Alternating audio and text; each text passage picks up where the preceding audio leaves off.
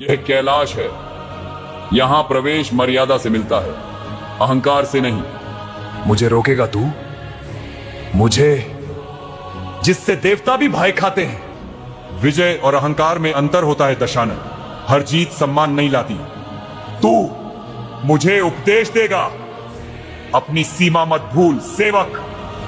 सीमा वही भूलता है जो स्वयं को असीम समझ बैठता है। मैं यहां किसी की अनुमति लेने नहीं आया। हट जा मार्ग से। जब तक महादेव विश्राम कर रहे हैं, कोई भी इस द्वार को पार नहीं कर सकता। रावण ने नंदी को ऊपर से नीचे तक देखा और फिर हंसा। तेरा यह रूप किसी वानर जैसा प्रतीत होता है और तू मुझे रोकने की बात कर रहा है। क्षण भर के लिए सन्नाटा छा गया। नंदी की आंखों में अब कठोरता थी। उन्होंने कहा, दशानन, जिस स्वरूप का तू उपहास कर रहा है वही तेरे अंत का कारण बनेगा। रावण हंसा और इस बार और जोर से। वानर, मेरा अंत। नंदी की वाणी अब निर्णय बन चुकी थी। हाँ, जिन्हें तू वानर कहकर तुच्छ समझ रहा है वही तेरे विनाश का कारण बनेंगे।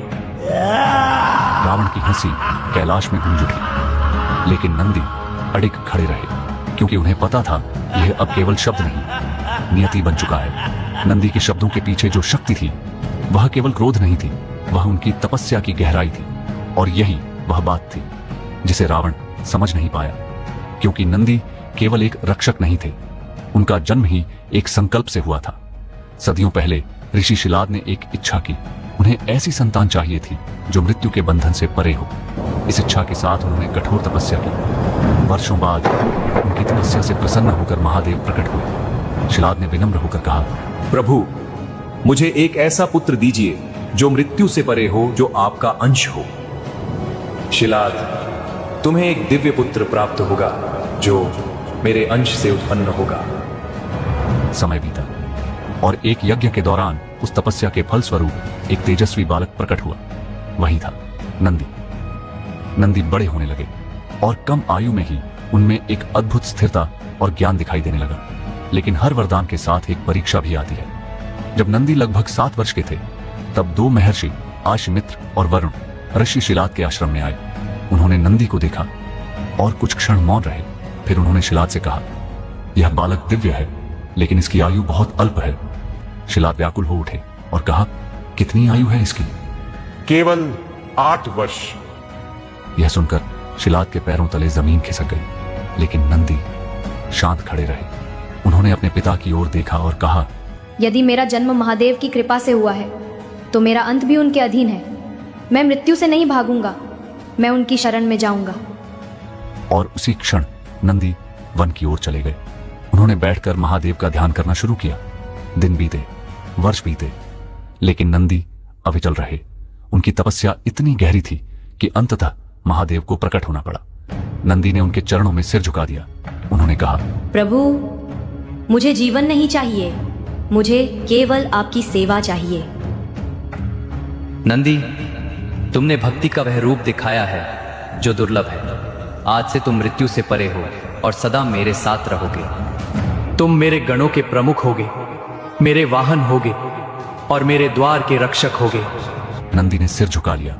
अब वह केवल एक भक्त नहीं थे, वे स्वयं शिव की मर्यादा के रक्षक बन चुके थे। और आज वही नंदी कैलाश के द्वार पर खड़े थे। उनकी दृष्टि स्थिर थी, जैसे जो होने वाला है वह पहले से जान चुके हों। रावण अब भी उनके सामने था, लेकिन अब उसकी हंसी में एक अधीरता थी, एक चुनौती जो उत्तर मांग रही थी। उसने नंदी को देखा और फिर कैलाश की ऊंचाइयों की ओर। वह बोला, यदि यह द्वार मुझे रोकता है तो मैं इस पर्वत को ही हटा दूंगा। नंदी शांत रहे, क्योंकि यह शक्ति का नहीं, परिणाम का क्षण था। अगले ही क्षण रावण ने अपनी विशाल भुजाएं फैलाईं और पूरे बल से कैलाश को उठाने का प्रयास किया। पर्वत कांप उठा, धरती हिलने लगी, दिशाएं डगमगाईं, जैसे सृष्टि स्वयं इस अहंकार का भार महसूस कर रही हो। फिर भी नंदी अडिग खड़े रहे। उनकी दृष्टि रावण पर थी, लेकिन उनमें कोई विचलन नहीं था, क्योंकि उन्हें पता था अब जो होगा वह तय हो चुका है। और उसी समय कैलाश के भीतर महादेव की आंखें धीरे धीरे खुली। वह इस घटना को देख रहे थे जैसे सब कुछ पहले से जानते हों। न क्रोध, न व्याकुलता, केवल एक शांत निर्णय। उन्होंने बिना किसी प्रयास के अपना चरण आगे बढ़ाया और बस अपने अंगूठे से पर्वत को दबा दिया। अगले ही क्षण सब कुछ थम गया। रावण की भुजाएं पर्वत के नीचे दब चुकी थी। उसकी शक्ति, उसका गर्व उसी भार के नीचे स्थिर हो गया और फिर उसकी चीख निकली, ऐसी गर्जना जिसने दिशाओं को कंपा दिया, जिसने तीनों लोकों में भय भर दिया। वह केवल पीड़ा नहीं थी, वह एक ऐसा नाद था जो अहंकार के टूटने की घोषणा कर रहा था। रावण तड़प रहा था, लेकिन उसी वेदना में उसका स्वर बदलने लगा। अब उसमें चुनौती नहीं थी, बल्कि विनम्रता थी।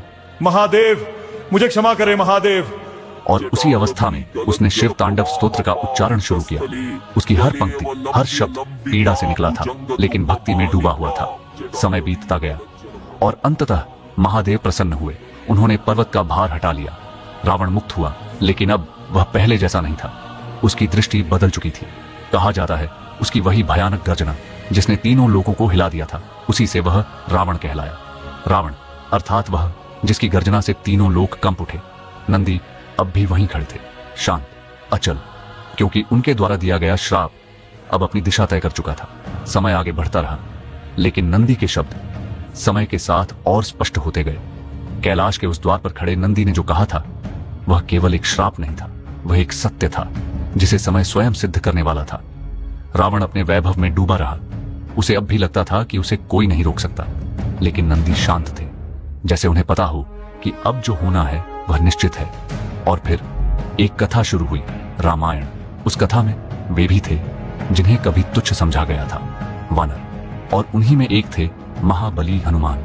नंदी के शब्द अब भविष्य नहीं रहे थे, वे समय की दिशा बन चुके थे, क्योंकि नंदी केवल द्वार के रक्षक नहीं थे, वे उस सत्य के साक्षी थे जिसमें अहंकार का अंत पहले से लिखा होता है।